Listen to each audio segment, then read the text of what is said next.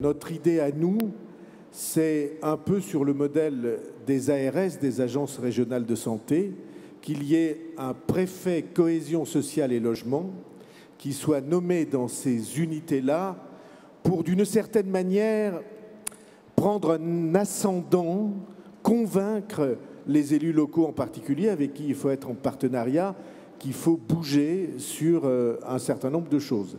Moi, je pense qu'il faut mettre un observatoire des loyers, zone par zone, avec des loyers de référence qui soient opposables, enfin connus de tous, transparents, opposables aux tiers, et qu'après, il y a des armes, par exemple la fiscalité, pour ceux qui dépasseraient quelque chose qui est admissible.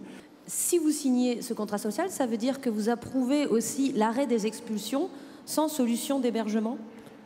On peut trouver une réponse qui touche à la fois à cette question des expulsions, à la question des 500 000 logements qui sont vacants et qui ne sont pas proposés à la location, au fait que beaucoup de propriétaires peuvent avoir des craintes.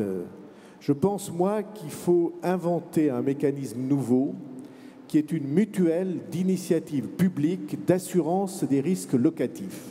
Il ne devrait pas y avoir de programme immobilier sans qu'il y ait une partie obligatoire de logements sociaux et même une petite partie de logements très sociaux dans le même programme. Vous allez donc signer le contrat social avec cette petite réserve sur l'encadrement des loyers malgré tout. Est-ce que vous voulez rajouter quelque chose avant d'aller signer ?